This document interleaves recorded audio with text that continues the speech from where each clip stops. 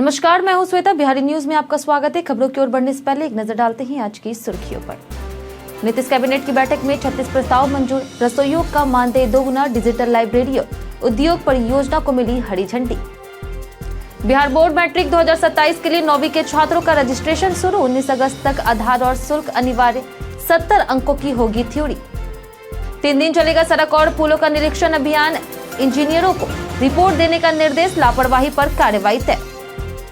बिहार के सरकारी स्कूलों में गैर हाजिर शिक्षकों पर सख्ती, शिकायत के लिए टोल फ्री नंबर और निगरानी के निर्देश। स्कूल शुरू होने से पहले बजेगा शिक्षा अधिकार गीत।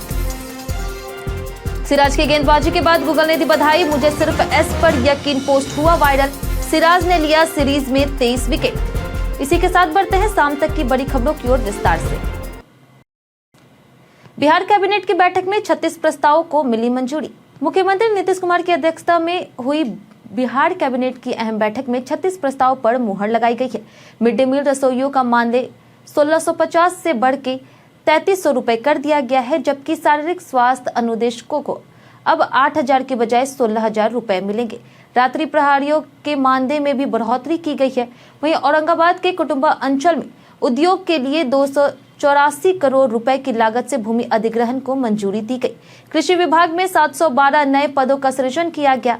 मुख्यमंत्री डिजिटल लाइब्रेरी योजना के लिए 94 करोड़ रुपए स्वीकृत किए गए। बिहार परिवहन क्षेत्रीय आशुलिपिक स्वर्ग नियमावली 2025 और शहरी आयोजना स्कीम नियमावली 2026 को भी मंजूरी मिली है। साथ ही शिक्षकों की सेवा शर्तों संबंधित नियमावली में संशोधन को भी स्वीकृति प्रदान की गई है। बिहार बोर्ड मैट्रिक 2027 रजिस्ट्रेशन आज से शुरू। बिहार बोर्ड ने 2027 की मैट्रिक परीक्षा देने वाले कक्षा 9 के छात्रों के लिए रजिस्ट्रेशन की तिथि आज से 19 अगस्त तक तय की है। स्कूलों को 16 अगस्त तक शुल्क जमा करना होगा। वहीं न्यूनतम आयु 14 वर्ष अनिवार्य है। 1 मार्च 2013 के बाद जन्म वालों का फॉर्म अस्वीकृत होगा।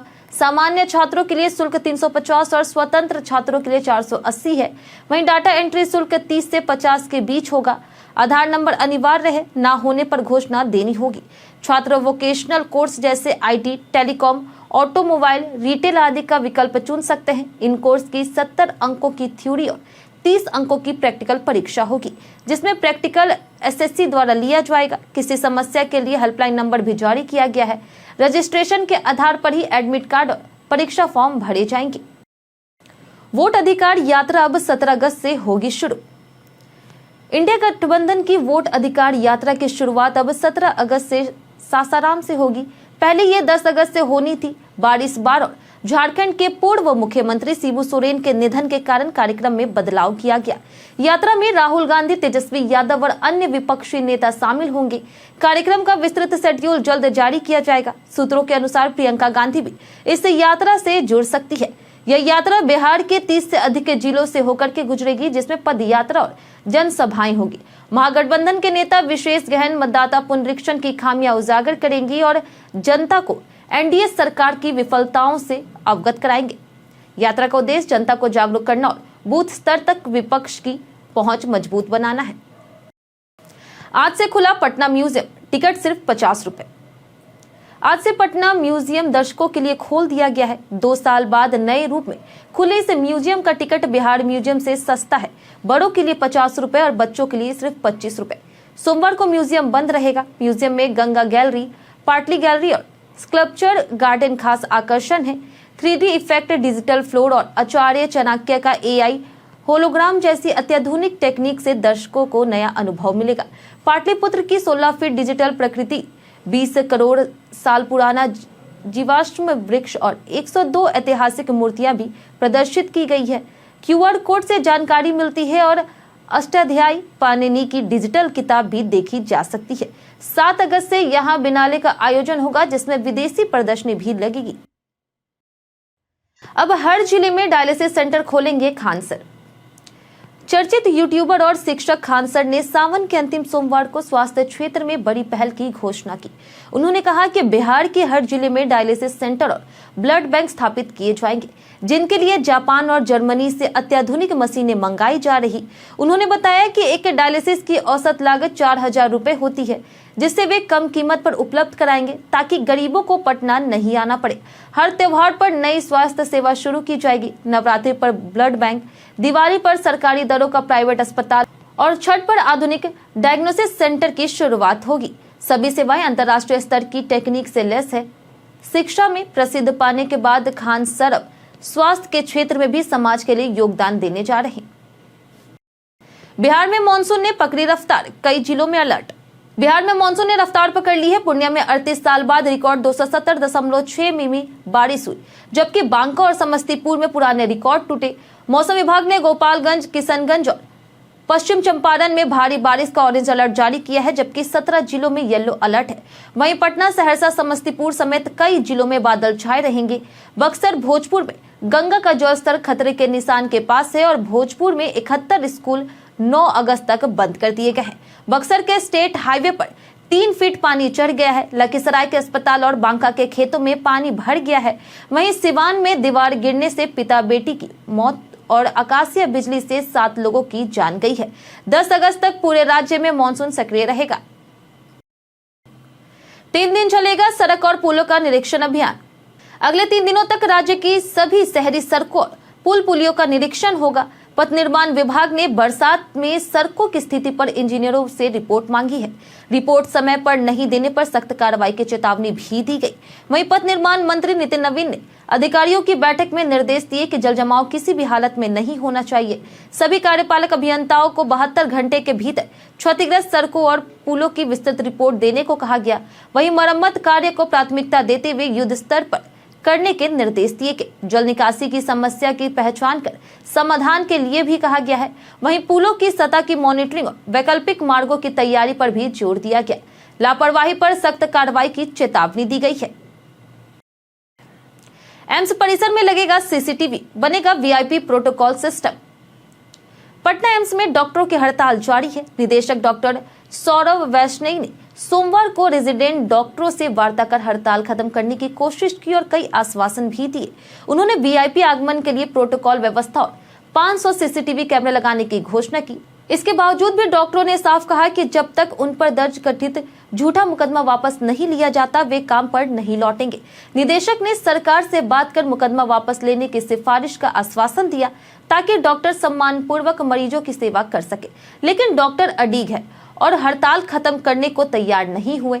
वहीं हड़ताल से मरीजों को भारी परेशानी का सामना करना पड़ रहा, लेकिन डॉक्टर न्याय की मांग पर डटे हैं। प्रत्यय अमृत होंगे बिहार के नए मुख्य सचिव, 1 सितंबर से संभालेंगे पदभार। बिहार सरकार ने प्रशासनिक फेरबदल करते हुए विकास आयुक्त प्रत्यय अमृत को 1 सितंबर 2025 से नया मुख्य सचिव नियुक्त किया है। वे 1991 बैच के आईएएस अधिकारी हैं और वर्तमान में स्वास्थ्य और आपदा प्रबंधन विभाग के अपर मुख्य सचिव का भी अतिरिक्त प्रभार संभाल रहे हैं।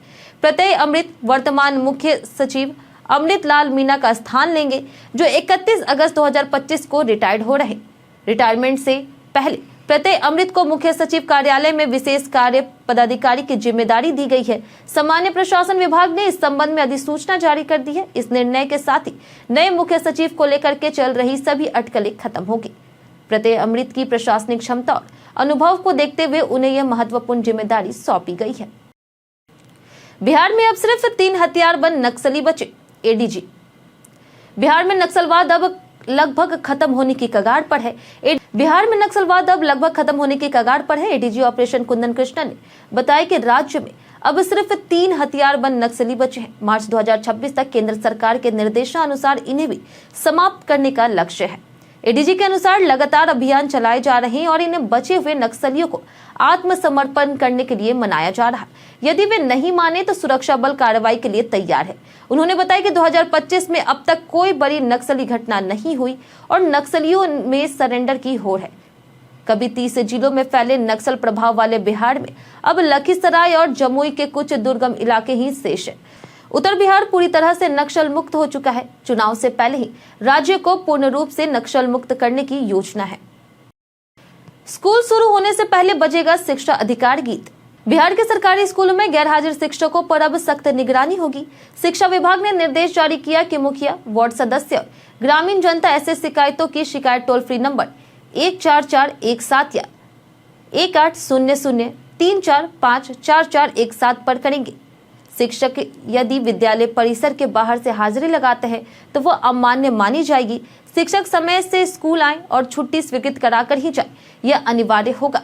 प्रधान शिक्षक उपस्थिति की सख्त निगरानी करेंगे। आकस्मिक स्थिति में छात्रों के स्कूल से जल्दी आने पर अभिभावकों को सूचित करना होगा और पंजी में विवरण दर्ज होगा। प्रत्येक दिन स्कूल शुरू होने से 15 मिनट पहले शिक्षा का अधिकार गीत 2 बार बजाना अनिवार्य होगा।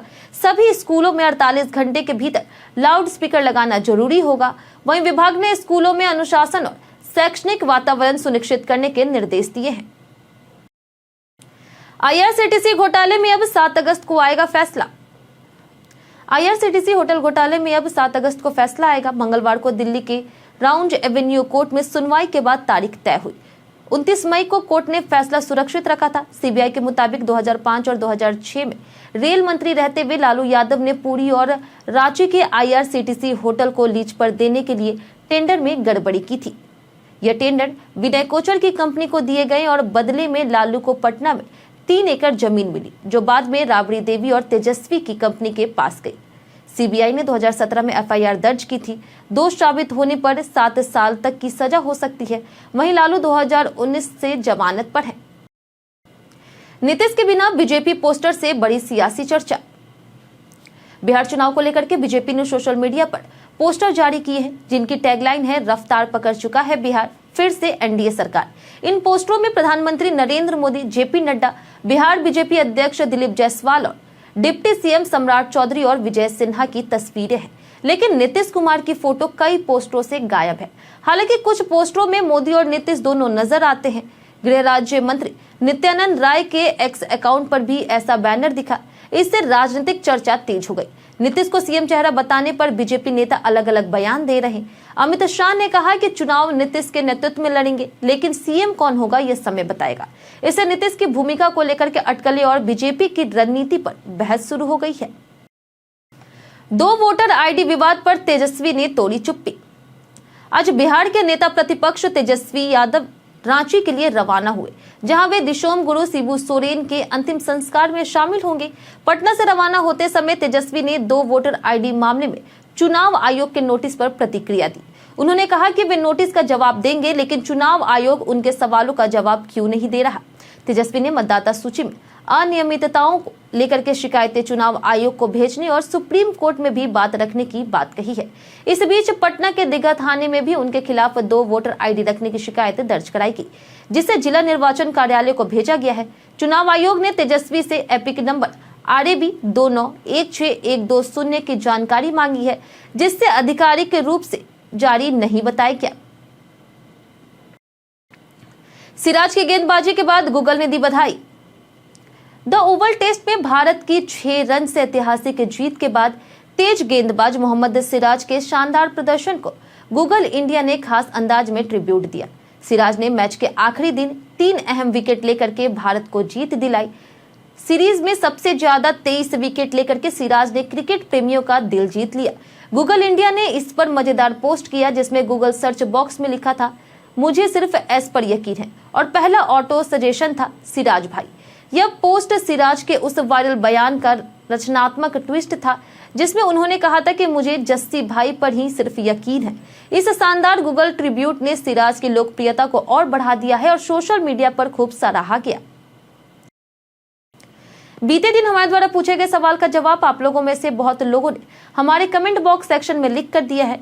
जिन्होंने हमारे द्वारा पूछे गए सवाल का जवाब दिया है उनके नाम है मनोज दास, गुलाब पासवान, वरुण कुमार, लक्ष्मी मेहता, बबलू मरांडी, अनवर करीम खान, राजकिशोर महतो, जितेंद्र ठाकुर, संजय कुमार, मिंटू ठाकुर, नंदन कुमार, राकेश मिश्रा, राम बाबू दास, संजीव कुमार, शिव शंकर शुक्ला, अभिमन्यु कुमार, रवि मोहन वर्मा, खुशी शर्मा, टिंकू कुमार, चंदन कुमार और वीरेंद्र कुमार। इसी के साथ बढ़ते हैं आज के सवाल की ओर। और आज का सवाल है, आपको क्या लगता है, क्या सरकारी अस्पताल में आम आदमी को समय पर इलाज और दवा मिल पाता है? आप अपना जवाब हमें हमारे कमेंट सेक्शन में लिखकर जरूर बताएं। आज के लिए इतना ही। बिहार के तमाम खबरों के साथ बने रहने के लिए देखते रहे बिहारी न्यूज। और साथ ही अगर आप यूट्यूब चैनल पर देख रहे हैं तो चैनल को सब्सक्राइब करें, और अगर आप फेसबुक पेज पर देख रहे हैं तो लाइक और फॉलो जरूर करें।